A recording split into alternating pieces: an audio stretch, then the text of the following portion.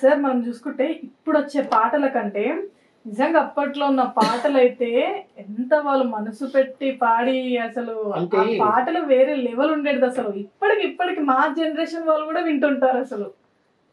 Yes Rajasekhar గారి దగ్గర, Saluru yes Rajasekhar దగ్గర, మాస్టర్ వేణు గారి దగ్గర, సువన దక్షిణమూర్తి దగ్గర, కేవి మహాదేవన్ గారి దగ్గర పాడాలంటే వారం రోజులు పిండేవాళ్ళంట. పాటలు పాడాలంటే రిహార్సు వారం రోజులు 2 వారాలు పడుతుంది పాటకి. అప్పుడుగా రికార్డింగ్ కాదు, మామూలుగా ఆ దినాల్లో నీట్గా భాష నీట్గా ఉండాలా, అర్థమీ రీతిగా పాడాలా. అలా ఘంటసాల మాస్టర్ గారు కానీ, తర్వాత సువన దక్షిణమూర్తి గారితో కానీ, ఎన్ని కోసరాజు గారు రాసిన పాటలన్నీ మా అమ్మ ఎన్నో వేల సాంగ్స్ పాడింది. వాళ్ళ దగ్గర పాడడం మహా కష్టం. ఎప్పుడైనా మీ అమ్మగారు మీతో అంటే ఏమైనా ఎక్కువగా చెప్తుండేదా? అంటే చెప్తుండేది కాదు కానీ నేను వెళ్ళేవాడిని రికార్డింగ్. మమ్మీ గారితో పాటు రికార్డింగ్ ఖచ్చితంగా నేను ఉండాలి. ఎవరు వచ్చేవారు కదా రికార్డింగ్, నేను ఒక్కనే.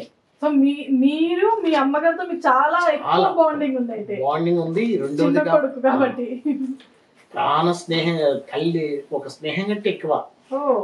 అంత బాగా చూస్తూ వచ్చింది. అన్ని వేల పాటలు రికార్డింగ్ వెళ్ళేవాళ్ళం. ఘంటసాల గారితో పాడేటప్పుడు కాశీకి పోయే రామహరి అనే పాట ఒక సిల్క్. అది అసలు ఘంటసాల మాస్టర్ గారు పాడుతున్నారంటే విగ్రహంలాగా ఉండేవాడంట. పోటీ పాటలు పాడే మామూలు కాదు. ఒక పిఠాపురం నాగేశ్వర గారు, మాధవ సత్యం గారితో పాడడం అంటే వాళ్ళ మధ్య పోటీ పడేది. మా అమ్మ నెగ్గేది. స్వర్ణలత గారు అంటే అందుకే ఆమె పేరు వచ్చింది, బంగార ఆభరణాల స్వర్ణలత. అవును, పేరు కూడా వేరే ఉండేది, ఆ తర్వాత పేరు చేంజ్ అయ్యింది. ఆమె వేసే బంగారు అంత ఒళ్ళంతా బంగారు వేసేది, ఒడ్డాన్ని పెట్టేది. అంటే మీకు ఆస్తులు చాలా ఉన్నాయి. అయితే ఖరీదైన చీర కట్టేది అప్పట్లో అమ్మ, చాలా ఖరీదైన చీర కట్టి. అంటే ఎంతవరకు ఉండొచ్చు సార్ మీకు ఆస్తులు? ఆస్తులని కాదు కానీ నేను అనుకుంటా మా అమ్మ నాకు గొప్ప ఆస్తి ఇచ్చింది ఏరని కాదు. మా ఇండ్లు ఒక 100 కోట్లు మా నమ్ముడు పోయింది. మెడ్రాస్లో ఉండే ఇండ్లు, పొలాలు బాగున్నాయి.